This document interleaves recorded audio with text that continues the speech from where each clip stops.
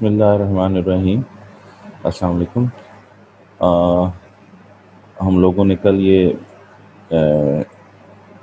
Kinds of supply with respect to time period देखी थी, और इसमें एक चीज़ जो मैं कल आपसे डिस्कशन करना भूल गया था वो ये कि ये जो मोर इलास्टिक सप्लाई कर्व होता है इसको लॉन्ग रन सप्लाई कर्व भी कहते हैं, और ये जो लेस इलास्टिक सप्लाई कर्व होता है इसको हम शॉर्ट रन सप्लाई कर्व कहते हैं। क्योंकि जो लॉन्ग रन सप्लाई कर्व होता है उसमें ज़रा तब्दीली लाई जा सकती है, और शॉर्ट रन के अंदर इतनी ज़्यादा सप्लाई के अंदर तब्दीली नहीं लाई जा सकती, इसलिए वो शॉर्ट लेस इलास्टिक होता है। जैसे फॉर एग्जांपल आप ये देखें कि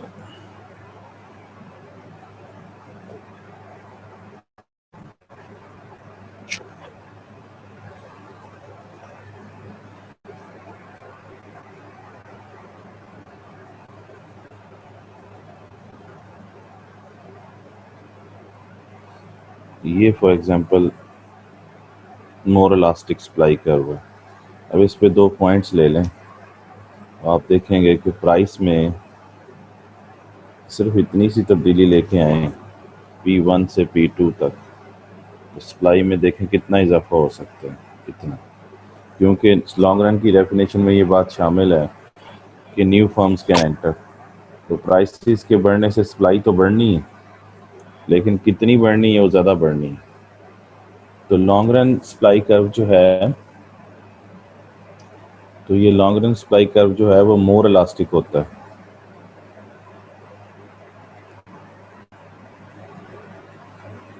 मोर इलास्टिक का मतलब आपको पता है इलास्टिक होता है, ठीक है ना जी। लेकिन अगर हम बात कर लें शॉर्ट रन की, तो शॉर्ट रन में क्या होता है? शॉर्ट रन में ये सप्लाई कर्व होता है,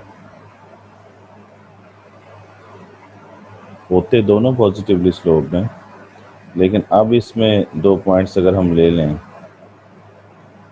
ए और बी, तो आप देखें कीमत में बहुत ज़्यादा तब्दीली आई है। ये P1 है तो ये कोई P4 होगा, लेकिन सप्लाई में जो चेंजेस आई हैं वो आपके सामने है। सप्लाई में इजाफा थोड़ा हुआ है, इसका मतलब ये है कि शॉर्ट रन में ज़्यादा सप्लाई में इजाफा नहीं किया जा सकता। तो शॉर्ट रन सप्लाई कर्व जो होता है ये ग्रेटर देन 1 है, और ये क्या है? लेस देन 1 है। शॉर्ट रन सप्लाई कर्व जो है इज लेस इलास्टिक, जिसको हम इन इलास्टिक भी कहते हैं। ठीक हो गया जी। तो ये भी ज़रा ज़हन में रहे कि शॉर्ट रन में सप्लाई में ज़्यादा इजाफा नहीं हो सकता और ना ही ज़्यादा कमी हो सकती, लेकिन लॉन्ग रन में इजाफा भी ज़्यादा हो सकता है और कमी भी ज़्यादा हो सकती है। शॉर्ट रन में इजाफा भी थोड़ा है और कमी भी थोड़ी है आपके सामने। ये कल का टॉपिक है।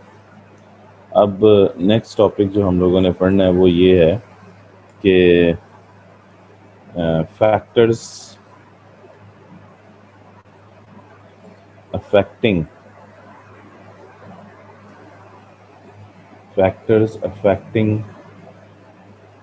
elasticity of supply,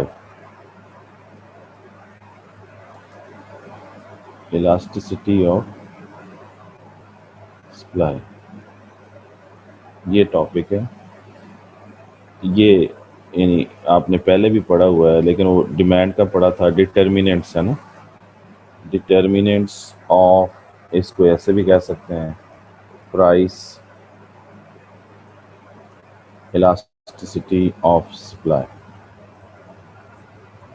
यानी determinants of price elasticity of supply, ये एक ही बात। ये एक ही बात। अब इसमें देखना क्या है, जब भी आप डिटर्मिनेंट्स ऑफ इलास्टिसिटी पढ़ते हैं या फैक्टर्स ऑफ इलास्टिसिटी पढ़ते हैं, फैक्टर्स ऑफ इलास्टिसिटी, तो उसमें दो बातें होती हैं, यानी डिटर्मिनेंट्स ऑफ इलास्टिसिटी या फैक्टर्स ऑफ इलास्टिसिटी में दो बातें होती हैं। एक क्या होता है कि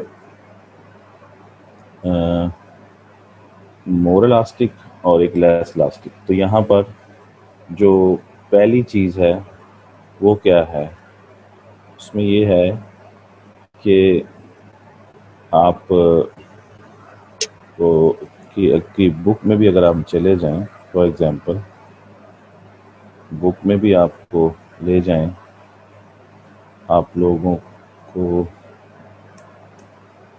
बुक से भी मैं दिखाता हूँ। इसमें ये वाला टॉपिक है जो हम लोग पढ़ रहे हैं, ये factors affecting the elasticity of supply, ठीक है ना जी। इसमें जो इसकी जो हेडिंग्स हैं वो पहले आप लोग लिख लीजिए। उसमें पहला क्या है, existence of the inventories of finish goods, ये पहला है हेडिंग। दूसरा है अवेलेबिलिटी ऑफ लेबर। तीसरा है स्पेयर कैपेसिटी। फिर है availability of raw material and components. और फिर है बैरियर्स टू एंट्री। और टाइम स्केल वाली बात जो है हम पहले ही कर चुके हैं कि शॉर्ट रन में लेस इलास्टिक होता है और लॉन्ग रन में मोर इलास्टिक होता है। ये बात हम पहले ही कर चुके हैं। ये वाला जो आपके सामने 5.2 सेक्शन है, मोमेंट्री सप्लाई कर्व वर्टिकल होता है, शॉर्ट रन लेस इलास्टिक होता है और लॉन्ग रन सप्लाई कर्व जो है वो मोर इलास्टिक होता है। ये 5.2 पहले पढ़ चुके हैं। आज ये 5.1 हमने अभी पढ़ना है फिलहाल। तो इसमें सिंपली अगर आप लोग देखें तो पहली चीज़ है existence of the inventories of the finish goods.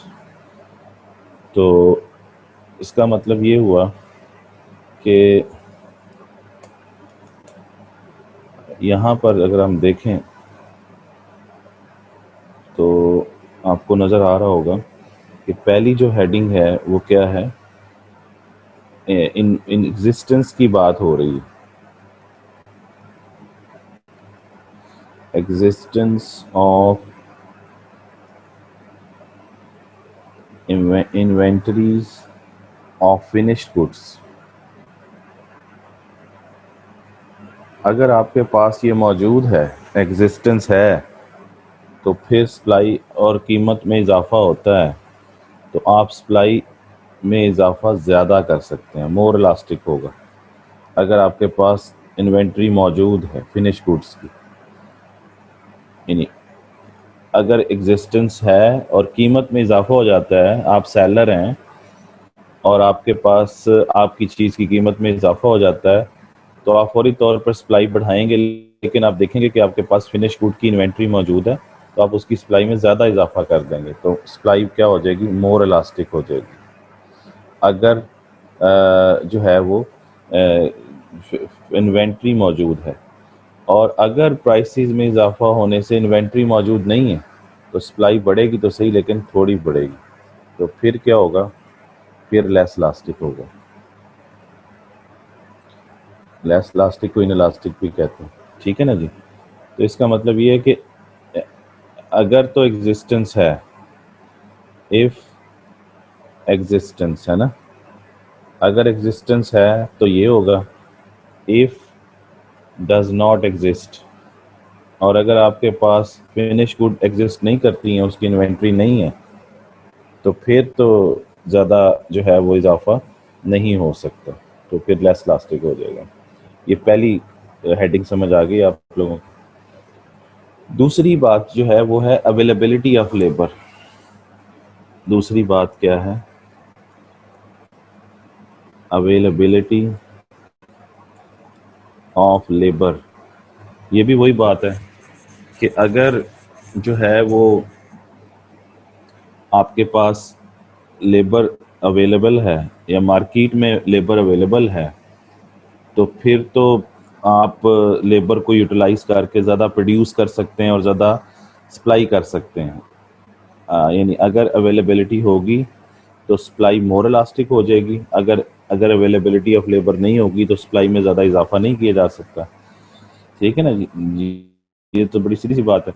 आप की चीज़ है, फॉर एग्जांपल आप पंखा बनाते हैं तो पंखे की कीमत में इजाफा हो जाता है, तो पंखा बनाने के लिए अब आपको क्या चाहिए? आपको ज़ाहिर सी बात है कि वो चाहिए, फैक्टर्स ऑफ प्रोडक्शन चाहिए, और उसमें इंपॉर्टेंट सबसे लेबर है। तो लेबर अगर अवेलेबल होगी तो सप्लाई में इजाफा होगा ना, तो और अगर ज़्यादा अवेलेबल होगी तो ज़्यादा इजाफा होगा। तो ज़्यादा इजाफा का मतलब क्या है कि मोर इलास्टिक। तो अवेलेबिलिटी ऑफ लेबर है तो फिर तो है, अगर नहीं तो फिर प्रॉब्लम हो जाएगा, क्योंकि अगर अनएम्प्लॉयमेंट नहीं है, कम है, और तो फिर तो लेबर नहीं मिलेंगे आपको, समझ रहे हैं ना? अगर बेरोज़गारी बहुत कम है तो फिर कहाँ से लेबर लेके आएंगे आप? हाँ, अगर बेरोज़गारी ज़्यादा होगी तो अवेलेबिलिटी ऑफ लेबर भी ज़्यादा होगी, यानी अनएम्प्लॉयमेंट अनएम्प्लॉयमेंट अगर ज़्यादा होगी, मोर अनएम्प्लॉयमेंट होगी, तो अनएम्प्लॉयमेंट एग्जिस्ट करेगी तो लेबर आपको मिलेगी ना, तो अवेलेबिलिटी ऑफ लेबर होगी।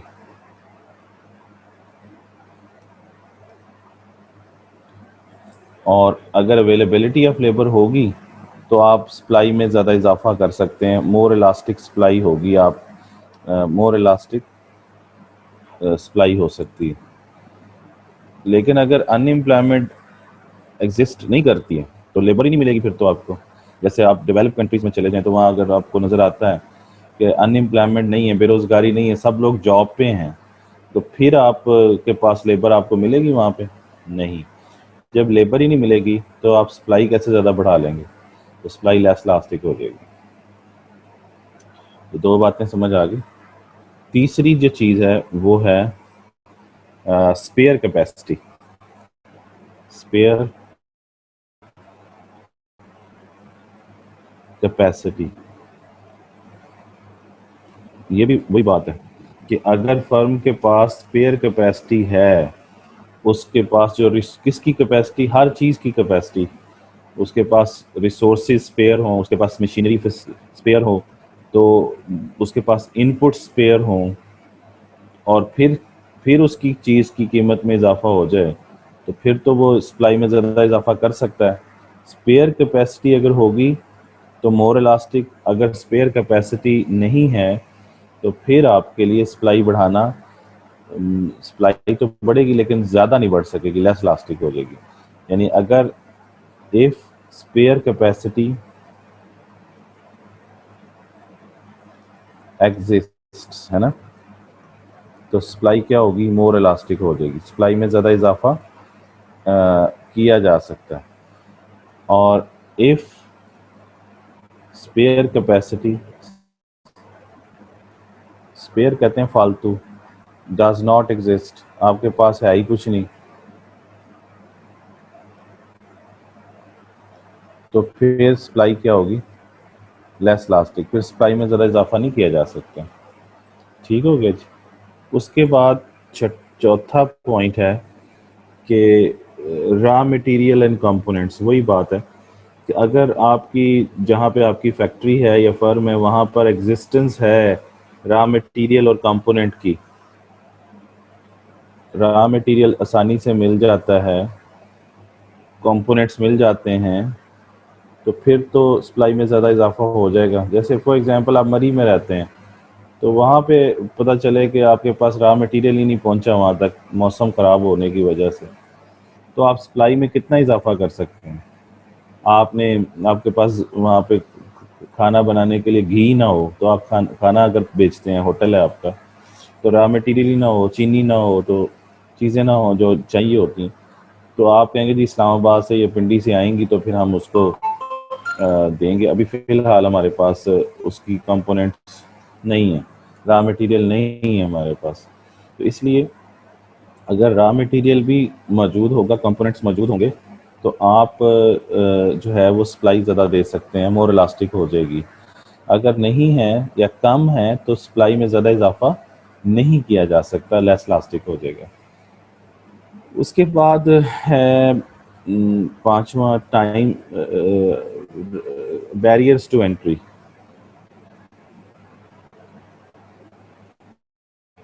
बैरियर्स टू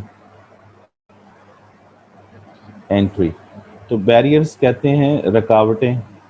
तो अगर नई फर्म्स को आने में रुकावटें हैं, नई फर्म्स नहीं आ सकती, कोई लीगल रिस्ट्रिक्शंस हैं या कोई टेक्निकल रिस्ट्रिक्शंस हैं, तो नई फर्म नहीं आ सकती आप वाले बिजनेस में, जो आप बिजनेस कर रहे हैं, तो फिर सप्लाई में ज़्यादा इजाफा नहीं हो सकता, क्योंकि नई फर्म्स आएंगी तो सप्लाई में ज़्यादा इजाफा हो सकता है। तो बैरियर्स अगर मौजूद होंगे, रिस्ट्रिक्शंस मौजूद होंगे एंट्री का मतलब मार्केट में एंट्री के लिए, तो फिर सप्लाई में ज़्यादा इजाफा नहीं हो सकता। लेकिन अगर बैरियर्स थोड़े हैं तो फिर सप्लाई में इजाफा हो सकता है, ज़्यादा इजाफा यानी होगा, फिर मोर इलास्टिक होगी। छठी बात है time scale, sorry time scale. तो टाइम स्केल मैं पहले ही बता चुका हूँ, क्या भला टाइम स्केल के हवाले से मैं बता चुका हूँ, अभी आते ही मैंने बताया आपको ये कि लॉन्ग रन जो टाइम होता है, लॉन्ग रन टाइम पीरियड जो होता है, उसमें सप्लाई मोर इलास्टिक होती है, उसमें ज़्यादा इजाफा हो सकता है क्योंकि नई फर्म्स आ सकती हैं। शॉर्ट रन के अंदर नई फर्म्स नहीं आती होती, इसलिए शॉर्ट रन में लेस इलास्टिक होता है। और तीसरा जो टाइम पीरियड है मोमेंट्री, उसमें सप्लाई कर वर्टिकल होता है, तो उसमें तो सप्लाई बिल्कुल भी चेंज नहीं हो सकती, यानी ज़ीरो इलास्टिक होती है, तो वो वन डे मार्केट होती है। ये तीनों टाइम पीरियड मैं आपको बता चुका हूँ, यानी शॉर्ट रन और ये अपना लॉन्ग रन। ये जो टाइम पीरियड वाली बात है वो ये है, ये बात सॉरी, ये टाइम पीरियड वाली बात ये वाली, ठीक है ना जी, ये वाली बात।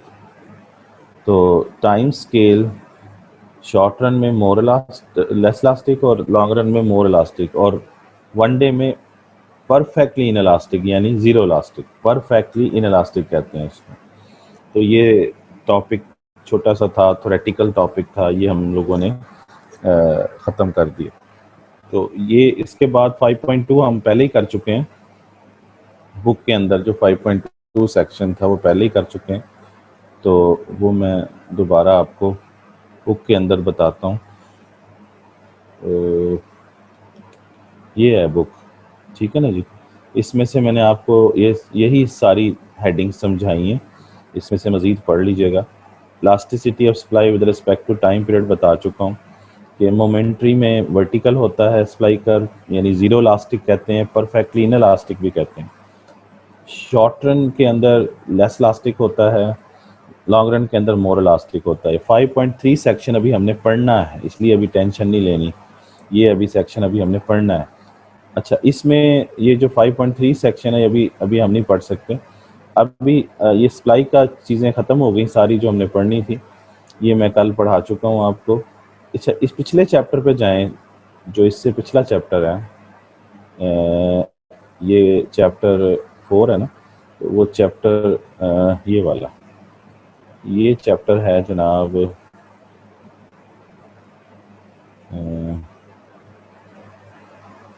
ये वाला चैप्टर। इस चैप्टर में यानी डिमांड का जो चैप्टर था ये वाला, इस चैप्टर का नाम है चैप्टर 3, इसका नाम है डिमांड एंड सप्लाई एनालिसिस। अच्छा, और चौथा चैप्टर था उसमें डिमांड एंड सप्लाई की इलास्टिसिटीज थी। तो मैंने ये किया था कि दोनों ही असल में डिमांड सप्लाई के चैप्टर हैं, एक में डिमांड एंड सप्लाई एनालिसिस है, एक में डिमांड एंड सप्लाई की इलास्टिसिटीज़ हैं।